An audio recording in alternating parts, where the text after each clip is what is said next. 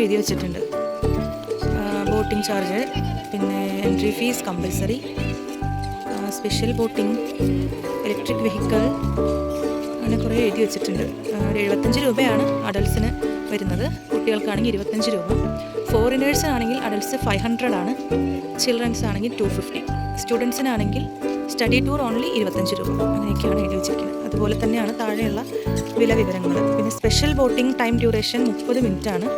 4 പേർക്കാണ് maximum allowed ആയിട്ടുള്ളത്. ഇന്ത്യൻസിനാണെങ്കിൽ 2000, ഫോറിനേഴ്സിനാണെങ്കിൽ 3500. Electric വെഹിക്കിളിനൊക്കെ charge കുറവാണ്. ഒരാൾക്ക് 75, കുട്ടികൾക്കാണെങ്കിൽ ഒരാൾക്ക് 35. പിന്നെ ഫോട്ടോഗ്രാഫി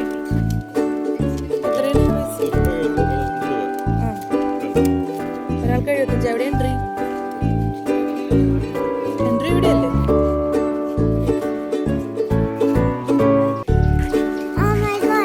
എന്താ എവിടെയാണ്? അത് ഇതാണ് പൊന്നു, സ്റ്റാച്ചു ആണ്. മുതല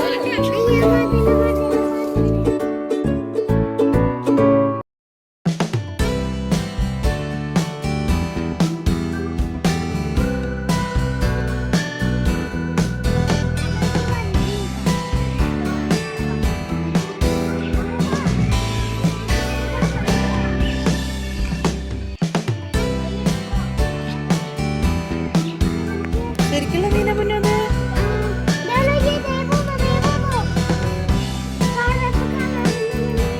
അതെയാ, കറാപ്പ് കളർ, ബ്ലാക്ക് എന്ന് പറഞ്ഞ. അതെയാ,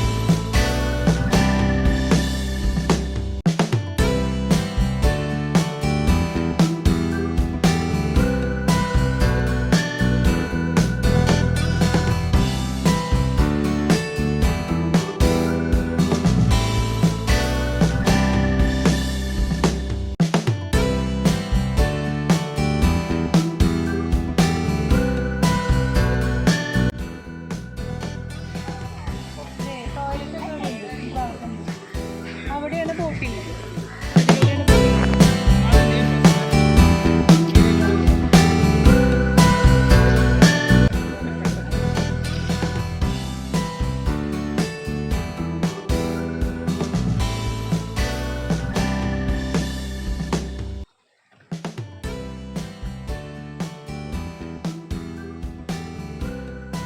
കാവേരി നദിയുടെ തീരത്തുള്ള ഈ ഒരു പക്ഷി സങ്കേതം വന്യജീവി സംരക്ഷണ കേന്ദ്രം കൂടിയാണ്. ഈ ഒരു നദി നിറയെ മുതലകളാണ്. ഈ മുതലകൾ നദിയിൽ ഇങ്ങനെ പൊങ്ങിക്കിടക്കുന്നത് കാണാം. ഈ കാണുന്ന കരയിലൊക്കെ കയറി കിടക്കുന്നതും ഇവിടെ കാണാം. ഇവിടുത്തെ പക്ഷികളുടെ കാര്യം പറയാനാണെന്നെങ്കിൽ ഈ പക്ഷി സങ്കേതത്തിൽ ഏറ്റവും കൂടുതൽ കിളികളെ കാണാൻ സാധിക്കുന്നത് ഒക്ടോബർ തൊട്ട് മെയ് മാസം വരെയുള്ള കാലയളവിലാണ്. അപ്പോൾ ഞങ്ങൾ ഏപ്രിലാണ് ഇവിടെ വന്നത്.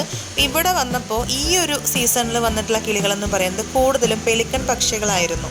പിന്നെ ഒരുപാട് മറ്റ് കിളികളുണ്ടായിരുന്നു. പേരുകളൊന്നും അങ്ങനെ കറക്റ്റായിട്ട് അറിയില്ല. പക്ഷേ ഒരുപാട് വെറൈറ്റി കിളികളെ നമുക്കിവിടെ കാണാൻ സാധിച്ചു.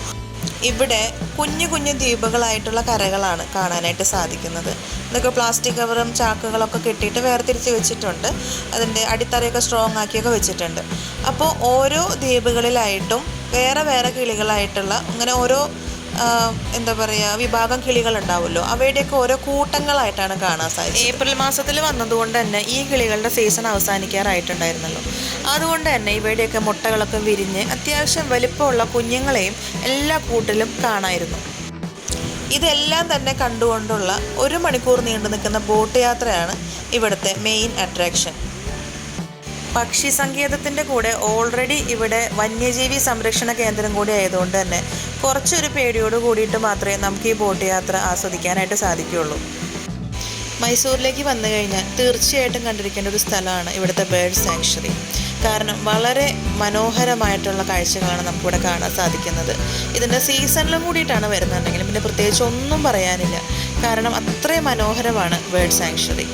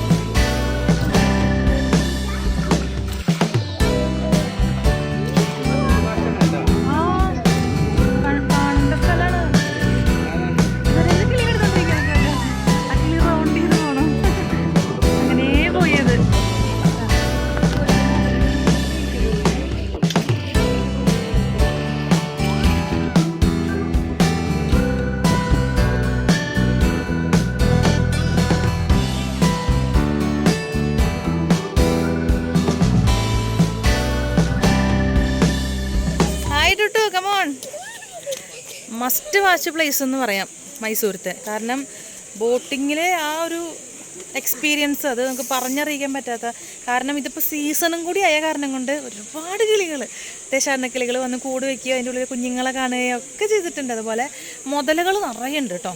അതായത് അപകടകാരികളല്ല, ഉപദ്രവിക്കില്ല, പക്ഷേ അവരൊരു പക്ഷേ ആക്രമിക്കാൻ സാധ്യതയുണ്ട്.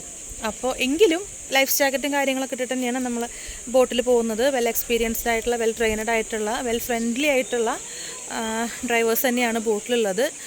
ഞാൻ ആദ്യമായിട്ടാണ് തുഴഞ്ഞു പോകുന്ന ബോട്ടിൽ കൂടെ ഒക്കെ പോകുന്നത്. അപ്പോൾ അതൊക്കെ നല്ല എക്സ്പീരിയൻസ് ആയിരുന്നു. പിന്നെ കിളികളെ കുറിച്ച് പറയാനാണെന്നുണ്ടെങ്കിൽ പലതരത്തിലുള്ള പെലിക്കൺ പക്ഷികൾ, പിന്നെ വവ്വാലുകളുടെ ഒരു സെക്ഷൻ ഉണ്ട്, പിന്നെ കാണാത്ത തരത്തിലുള്ള കിളികൾ. അപ്പോൾ അവരുടെ പേരുകളൊക്കെ ഇവിടെ എഴുതി വെച്ചിട്ടുണ്ട്. പക്ഷെ നമുക്കത് കാണുമ്പോൾ അവിടെ ഇവരെ ശല്യം ചെയ്യാനുള്ള രീതിക്കുള്ള ബോർഡുകളോ കാര്യങ്ങളോ അങ്ങനെയൊന്നുമില്ല. ഫ്രീ ആയിട്ട് ഇട്ടിരിക്കുകയാണ്. അപ്പോൾ അവർ സീസൺ ആകുമ്പോൾ വരും, അവരുടെ കാര്യങ്ങൾ നോക്കും, കുഞ്ഞുങ്ങളെ എന്താ പറയുക, അവരുടെ ഒരു ലെവലിലേക്ക് എത്തിച്ച് അവർ പറന്നു പോകും. അങ്ങനെയൊക്കെയാണ് ഇവിടെ ചെയ്യുന്നത്. മെയ് മാസം കഴിഞ്ഞ് കഴിഞ്ഞാൽ കാണാൻ സാധ്യത കുറവാണ് ഇവിടെ. അപ്പം വരുന്നവരാണെന്നുണ്ടെങ്കിൽ ഒക്ടോബർ തൊട്ട് മെയ് അതിൻ്റെ ഉള്ളിൽ വന്ന് കാണുകയാണെന്നുണ്ടെങ്കിൽ നല്ല ഒരു എക്സ്പീരിയൻസ് തന്നെയായിരിക്കും എന്നുള്ളത് എനിക്ക് ഉറപ്പാണ്.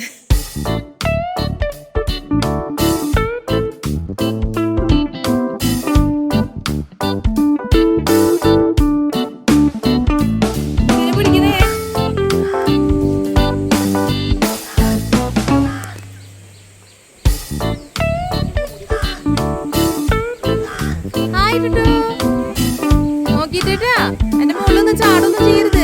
ഒരു ഭാഗത്ത് നിന്ന് കണ്ടാൽ മതി കിളികളെയൊക്കെ. ഹായ്.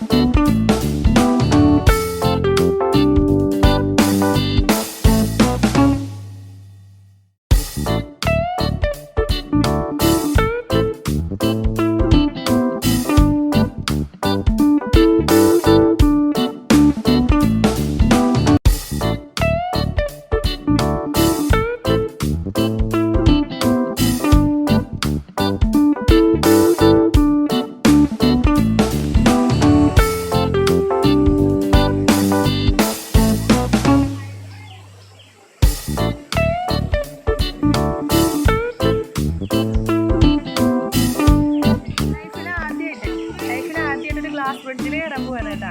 ഈ പാർക്കിൽ കുഞ്ഞൊരു ഗ്ലാസ് ബ്രിഡ്ജ് ഉണ്ട്. അതിൻ്റെ ഇൻസ്ട്രക്ഷൻസ് ഒക്കെ ഇവിടെ എഴുതി വെച്ചിട്ടുണ്ട്. അപ്പോൾ ഞാൻ കയറാൻ പോണേ. സൈഡിൽ പോയിട്ട് കടക്ക പോകാനുള്ള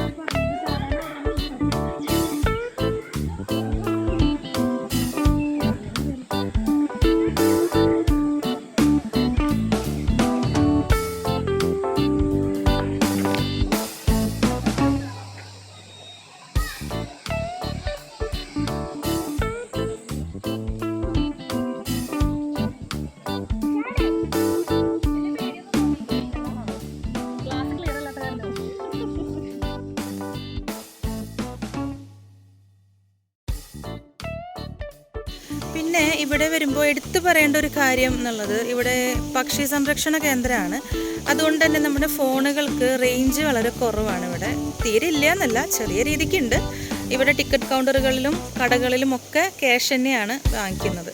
ഇനിയിപ്പോൾ ഗൂഗിൾ പേ ഉണ്ട്, ക്യാഷ് ട്രാൻസ്ഫർ ആയാൽ അത്രയും കിട്ടി അങ്ങനെ പറയാനുള്ളൂ. അത് കിട്ടി, ഓക്കെ. അപ്പോൾ ഇങ്ങോട്ട് വരാനായിട്ട് താല്പര്യമുള്ളവരെന്താണെങ്കിലും ഇങ്ങോട്ട് വരുമ്പോൾ ക്യാഷ് കയ്യിൽ കരുതണം, ക്യാഷായിട്ട് തന്നെ കയ്യിൽ കരുതണം. ഗൂഗിൾ പേ ഉറപ്പില്ല, കറക്റ്റ് ആവില്ല, ഒന്നും പറയാൻ പറ്റില്ല. ഇപ്പോൾ ഈ മാലയൊക്കെ ഞാൻ ഇവിടുത്തെ ഷോപ്പിൽ നിന്ന് വാങ്ങിച്ചതാണ്. അപ്പോൾ ഇതിന് ക്യാഷ് എൻ്റെ കയ്യിലില്ലാത്ത കാരണം ഞാൻ ഗൂഗിൾ പേ ചെയ്ത് നോക്കി. അപ്പോൾ അത് കറക്റ്റായി, അപ്പോൾ അത് കാരണം സക്സസ് ആയി. സോ ഞാനിത് വാങ്ങിച്ചു. കയ്യിൽ ക്യാഷ് ആയിട്ടുണ്ടായിരുന്നില്ല. പക്ഷേ ടിക്കറ്റിനും ബോട്ടിങ്ങിനും ഒക്കെ നമ്മൾ ക്യാഷ് തന്നെയാണ് കൊടുത്തത്.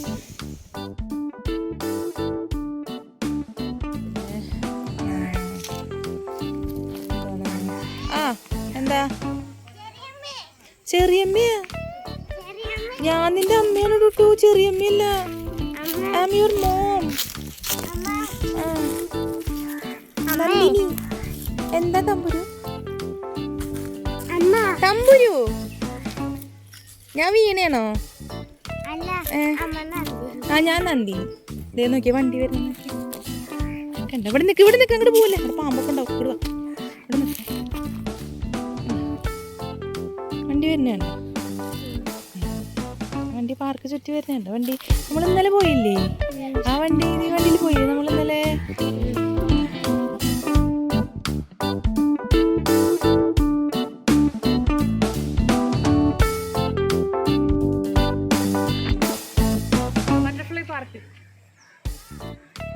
ബട്ടർഫ്ലൈ മാത്രല്ലേ, ബാക്കി അല്ലാതെ ഉണ്ട്. ഞാൻ ബട്ടർഫ്ലൈ ആവാം. ആ എന്നാവും.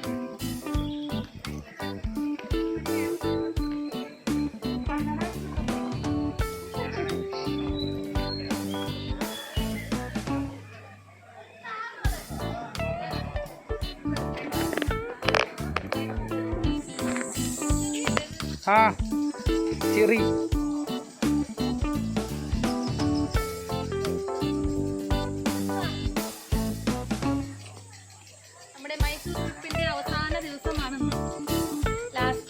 ബേർഡ് സാങ്ച്വറി വളരെ രസകരമായ അടിപൊളിയായിട്ടൊരു എക്സ്പീരിയൻസ് ആയിരുന്നു എനിക്ക്.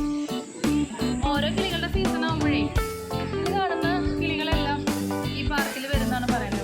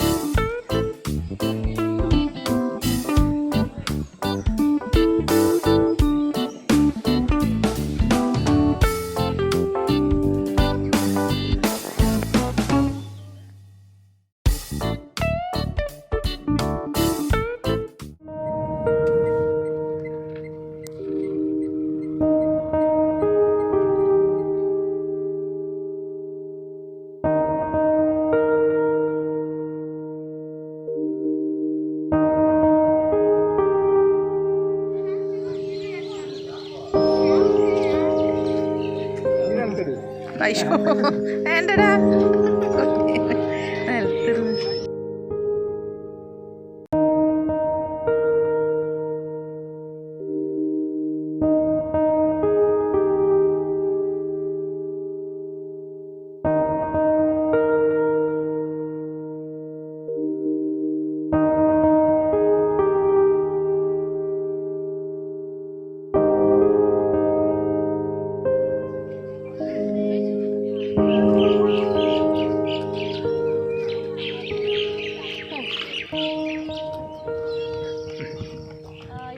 ക്യാഷ് കൗണ്ടറിൻ്റെ അവിടെ എന്തോ എന്താ പറയുക, ക്യാഷ് കൗണ്ടറൊന്നും ഇല്ല ഇവിടെ. അപ്പോൾ എന്തോ ഇലക്ട്രിക് പ്രോബ്ലം എന്ന് പറഞ്ഞിട്ട് ഇവിടെ QR കോഡൊക്കെ വെച്ചിട്ടാണ് സ്കാൻ ചെയ്തിട്ട് ഓൺലൈൻ പേയ്മെൻറ്റ് വഴിക്കാണ് ചെയ്യുന്നത്. പക്ഷേ അതിൽ തന്നെ നമ്മുടെ എന്തൊക്കെയോ ഡീറ്റെയിൽസ് കൊടുക്കണം അങ്ങനെ ഇങ്ങനെയെന്നൊക്കെ പറഞ്ഞിട്ട് കുറേ സമയം പുറത്ത് ചുറ്റി. അതിൽ ആഡ് ചെയ്ത് കൊടുത്താൽ മാത്രമേ വരുള്ളൂ എന്ന് പറഞ്ഞിട്ട് അവസാനം PayTM വാലറ്റ് വഴി കൊടുത്തപ്പോഴാണ് ശരിയായത്. കാര്യം സ്ഥലങ്ങളൊക്കെ കാണാൻ ഭംഗിയുണ്ട്.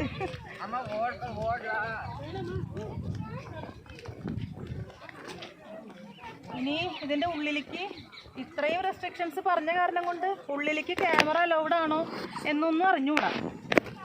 ആണെന്നുണ്ടെങ്കിൽ ഫോട്ടോസോ വീഡിയോസോ എന്തെങ്കിലുമൊക്കെ എടുത്തത് നമുക്ക് കാണാം.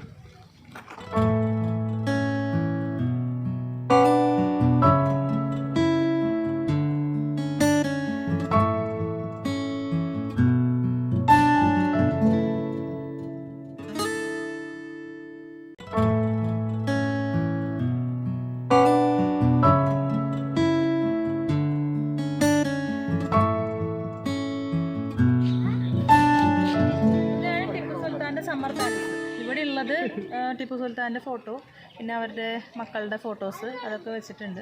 പിന്നെ അതിൻ്റെ ചരിത്രങ്ങൾ, ഈ ദേശത്തെ തലസ്ഥാനത്തിൻ്റെ കാര്യങ്ങൾ, അങ്ങനെയൊക്കെ അവരുടെ പാലസൊക്കെയാണ്. മുകളിലേക്കൊന്നും അലൗഡ് അല്ല. ഇത് 2 നിലയാണ്, മേലേക്ക് പോകാൻ പറ്റില്ല. താഴെ ഇങ്ങനെ തിരിച്ച് ഇങ്ങനെ ഓരോന്നും എന്താ പറയുക നമുക്ക് കാണാനുള്ള രീതിക്ക് പിക്ചേഴ്സൊക്കെ ആണ്. ഇവിടെ പെയിൻറ്റിങ്ങുകൾ, പിക്ചേഴ്സ് അങ്ങനെയൊക്കെയാണ് വരച്ച് വെച്ചിരിക്കുന്നത്. പിന്നെ ഇങ്ങോട്ട് കടക്കാൻ എന്തായിരുന്നു ബുദ്ധിമുട്ടെന്ന് വെച്ചാൽ ഇവിടെ ഇപ്പോൾ ക്യാഷ് കൗണ്ടർ ഇല്ല. അതേപോലെ എന്താ പറയുക വേറെ ട്രാൻസാക്ഷൻസ് കാര്യങ്ങളൊക്കെ എന്തോ ടെക്നിക്കൽ എറർ അങ്ങനെ എന്തോ പറഞ്ഞ് ഒരു ഗൂഗിൾ ലെൻസ് ആ വഴി സ്കാൻ ചെയ്ത് നമ്മുടെ ID പ്രൂഫ് അടക്കം കൊടുത്തിട്ടാണ് ഇതിൻ്റെ ഉള്ളിലേക്ക് അലോ ചെയ്യണുള്ളൂ ഇപ്പം. അപ്പം അതിൻ്റെ ചുറ്റലുണ്ടായിരുന്നു കുറച്ച് നേരം, ഒരു 10-15 മിനിറ്റോളം അതിന് ചുറ്റിപ്പോയി. അത് കഴിഞ്ഞിട്ട് Paytm വാലറ്റ് വഴിക്കാണ് ക്യാഷ് പേ ചെയ്തിട്ട് അകത്തേക്ക് കടന്നത്. അപ്പോൾ ഇതിൻ്റെ ID ആവശ്യമൊന്നും ഉണ്ടായിരുന്നില്ല. Paytm വാലറ്റ് വഴിക്കാണെന്നുണ്ടെങ്കിലും ഉള്ളിലേക്ക് പേ ചെയ്ത് അകത്തേക്ക് കടന്നു. പിന്നെ 3 സ്ഥലത്ത് ഇതിൻ്റെ ഉള്ളിൽ ചെക്കിംഗ് ഉണ്ട്. അതായത് നമ്മൾ എന്താ പറയുക, ടിക്കറ്റിൻ്റെ അതുപോലെ തന്നെ കിടക്കണം. 2 പേര് അവിടെ 2 പേര് ഇവിടെ, അങ്ങനെയൊന്നും പറ്റില്ല. ആ പേഴ്സൺസ് എത്രയാണെന്നുണ്ടെങ്കിൽ ഒരു ചെക്കിങ് ഇതിവിടെ അകത്തുണ്ട്, ഒരെണ്ണം പുറത്ത്, പിന്നെ അതിൻ്റെ മുന്നിൽ ഒരെണ്ണമുണ്ട്. അങ്ങനെയാണ്. ഇവിടെയുള്ളത് പാലസാണ് കാണാനുള്ളത്. അതായത് പുറമേന്ന് കാണാതിരിക്കാനായിട്ട് ഇങ്ങനെ പായ വിരിച്ച് കെട്ടിയിട്ടുണ്ട്. ഉള്ളിലേക്ക് ഫോട്ടോഗ്രാഫി ഒന്നും പാടില്ലാത്ത കാരണം കൊണ്ടും. പിന്നെ വേറെ മെയിൻ അട്രാക്ഷൻ എന്ന് പറയുന്നത് പുറത്തുള്ള ഈ ഗാർഡനാണ്. ഇപ്പോഴും നല്ല വെൽ മെയിൻറ്റൈൻഡ് ആയിട്ട് അവർ കൊണ്ട് നടക്കുന്നുണ്ട്.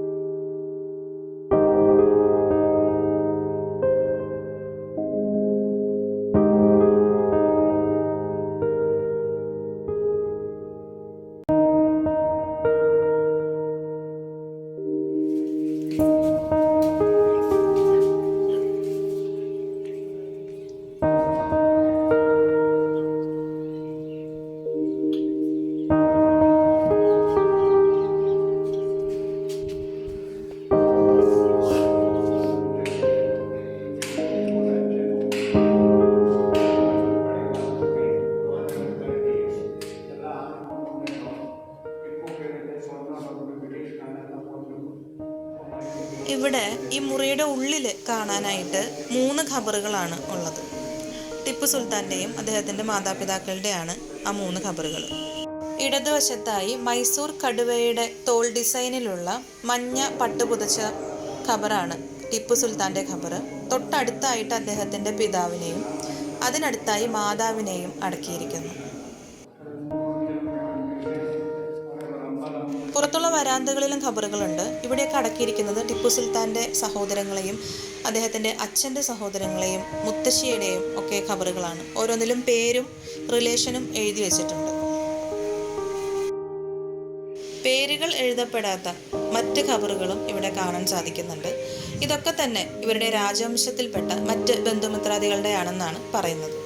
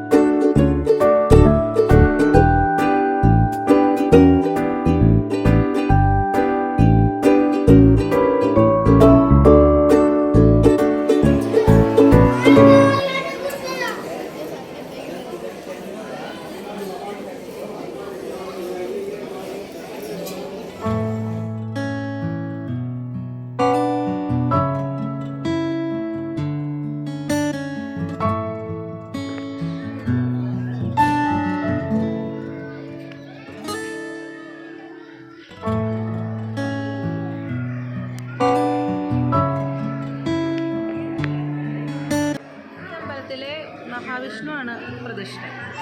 മഹാവിഷ്ണു, ലക്ഷ്മി ദേവി, ഹനുമാൻ സ്വാമി, ജടായു, അങ്ങനെയൊക്കെ ഒരുപാട് പ്രതിഷ്ഠകളുണ്ട് ഇവിടെ.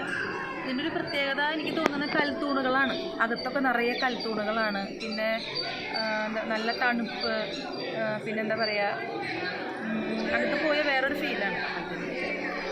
പ്രതിഷ്ഠ എങ്ങനെയായിരിക്കണമെന്ന് വെച്ചാൽ നമ്മുടെ അതിന് പറയാമോ, അനന്തശയനാണ് പ്രതിഷ്ഠ. അനന്തശയനാണ് പ്രതിഷ്ഠ. വലിയ പ്രതിമ, നമ്മുടെ ദശാവതാരത്തിൽ ഒരു പ്രതിമ കാണിക്കുമല്ലോ, അതേപോലെ കല്ലുകൊണ്ട് ഉണ്ടാക്കിയിട്ടുള്ള ഒരു പ്രതിഷ്ഠയാണ് ഇവിടുത്തെ മെയിൻ. പിന്നെ അതിൻ്റെ മുന്നിലായിട്ട് മഹാവിഷ്ണു, ലക്ഷ്മി ദേവിയും നിൽക്കുന്നതിൻ്റെ ശില്പങ്ങളും ഉണ്ട്. വളരെ ഒരുപാട് ലൈൻ നിന്നിട്ടാണ് അകത്തേക്ക് കടന്നത്. സ്പെഷ്യൽ എൻട്രൻസും ഉണ്ട്. പൈസ കൊടുത്തു കഴിഞ്ഞാൽ നേരിട്ട് നമുക്ക് പോയിട്ട് ദർശനം നടത്താം. ഉള്ളിൽ ക്യാമറ പ്രൊഹിബിറ്റഡ് ആണ്. അപ്പോൾ അത് കാരണം കൊണ്ട് അകത്തെ കാഴ്ചകളൊന്നും നമുക്ക് ക്യാമറയിൽ ക്യാപ്ചർ ചെയ്യാൻ പറ്റിയിട്ടില്ല. പുറമേ തന്നെ അത്യാവശ്യം നല്ല ഭംഗിയുണ്ട്. നല്ലൊരു അന്തരീക്ഷമാണ് ഈ ഒരു സമയം എന്ന് പറയുന്നത്. എന്താ പറയുക, നല്ല തണുപ്പും കാറ്റും, നല്ല അമ്പലമാണ് കാണാൻ.